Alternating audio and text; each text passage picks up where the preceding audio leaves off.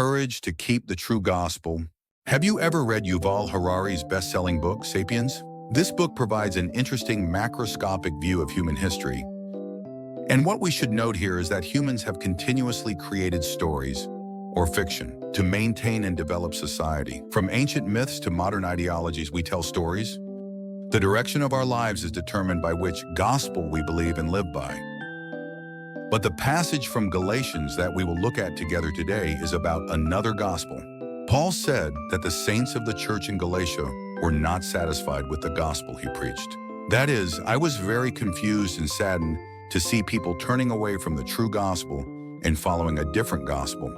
No, what on earth is this other gospel that made Apostle Paul so angry? It may have looked similar on the outside, but there was a deadly poison hidden inside. Today we will ask this question together and share how important the true gospel is in our lives, and how much courage is needed to keep the true gospel. At the time Galatians was written, the region of Galatia was under the rule of the Roman Empire. Various cultures and religions coexisted, and Christianity was a new religion. That was just beginning to take root. Christians who had converted from Judaism and Gentile believers who had newly accepted the gospel came together to form a church. The problem is that the Judaizers came and started preaching a different gospel. They argued that believing in Jesus alone was not enough, that one must be circumcised and keep the law to be saved. It's like when we take a test in school and the teacher says, "Just do this well." It's like coming later and saying, "Oh, not that one. You should also do this well." If the rules change suddenly, it's bound to be confusing. The Galatians did the same. I heard that the grace of Jesus' cross alone was enough, but I was confused when I suddenly had to add something. Today's text, Galatians 16:7, contains Paul's regret and warning. I am amazed that you are so quickly deserting him, who called you in the grace of Christ to a different gospel, which is not another gospel. But there are some who are disturbing you and want to pervert the gospel of Christ. Paul, while preaching the gospel to the Gentiles, emphasized that only grace through the cross and resurrection of Jesus Christ is the way to salvation. But then the Judaizers showed up and started putting conditions on the gospel. It's good to believe in Jesus, but you must also be circumcised. You must also keep the law for complete salvation. It's like when you tell your friend, "We're just friends," and then suddenly your friend says, "Hey, but if you want to be my friend, you have to buy me snacks every day." It might sound absurd, right? Paul asserts that their claims are another gospel. Because the gospel of Christ is perfect and sufficient, it is a truth that nothing can add or subtract. If we were to add anything to the gospel, it would already be undermining the grace of Christ. There is a word here that we should pay attention to. It's the word disturb. The original Greek word is tarasso. The original meaning is to stir, to confuse, to shake. You can imagine the water being calm and someone throwing a stone and making a mess of it all. In chapter 1, it is used to mean that the Judaizers were shaking and confusing the faith of the Galatians. They confused the minds of the saints with false doctrines and disturbed the purity of the gospel. We must always stay awake with the word and prayer. Paul emphasizes that the gospel he preached was not from man, but was received through a direct revelation from Jesus Christ. Gal. 1:11-12.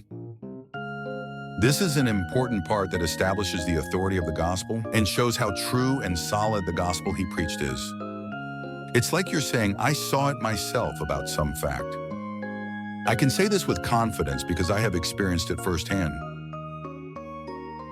As we live in this age, we encounter numerous different gospels. The values that say, "You have to be successful to be happy," "Money is the best," and "I just have to live well," constantly tempt us and confuse us. Even within the church, there are times when voices are heard that emphasize human effort or actions and dilute the gospel of grace. What should we do in times like this? We must stand firm on the true gospel without wavering like the Galatians. One time this happened. A young man was diligently practicing his faith, but he heard people around him say, "You don't need to go to church too diligently. You need to be successful so that you can do more for God later." The young man was confused. Is success really the first thing, then? Suddenly I realized that Jesus did not come for success, but to save us. The young man again grasped the true gospel that only God's grace and love are the source of everything. Dear Saints, today we have thought together about what the true gospel is and how important it is to keep that gospel through Galatians 1, which contains Paul's passionate heart. When false teachings and worldly temptations try to terrasso our faith, we must hold firmly to the truth that only the grace of the cross of Jesus Christ is our salvation. What do we believe and live by? Are we not taking worldly values such as success, money, and fame as our gospel?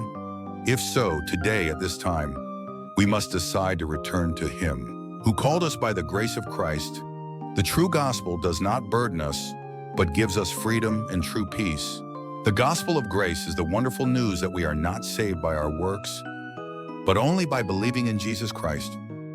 Therefore, let us not be shaken now, and let us have the courage to confess only Jesus Christ in the face of any temptation of the world. We hope to experience Christ's grace more deeply in our lives and become true Christians who live according to that grace. Our decisions will change our lives and the communities we belong to.